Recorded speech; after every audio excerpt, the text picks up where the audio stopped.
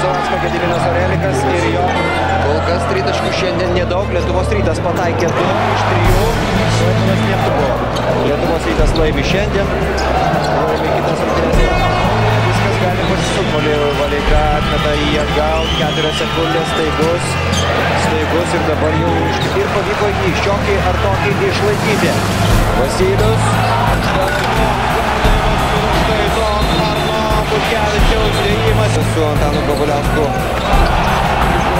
O dabar štai čia puikiai, graži, greita Klaipėdos Neptūno komandos. Martynas Gecevičius, Orelikas, jo reidas į baudos aikštelę ir viską vėl užtikrinti. Trevisas Leslie. Sudėtingas Treviso Leslie metimas ir tokį suranda kamuolį. Simui Galdikui iškrapšto jį iš rankų. Adas Juškevičius ir po to Leika padribingavo galbūt be reikalo, bet po to praranda kamuolį Klaipėdos Neptūnas ir visiškai pataiko, atskubėjo į pagalbą. Egidijus Dimša ten laiku. Greiti Klaipėdos Neptūno komandos taškai. Kūras, Martynas Mažeika. Dabar jo metimas ir Martynas Mažeika. O tokiu Gediminas netaiklus, apsigina Lietuvos Ryto komanda, labai gerai mato aikštę. Labai gražiai rengia greitą ataką Vilniaus Lietuvos Ryto komanda.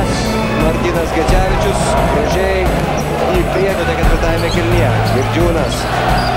Per Maiką Moldrį. 57-45. Adas Juškevičius, jo perdavimas pasiekia tą perdavimą.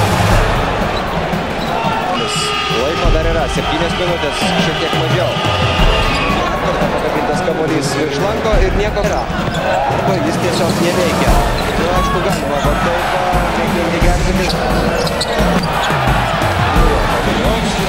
Pagaliau, kad Girdžiūnas atgal, niekas neleidžia mesti jų Sinicai. Po to pataiko iš 3 taškų zonos Valdas Vasilius ir pataiko su 73-65 Lietuvos Ryto komandos naudai.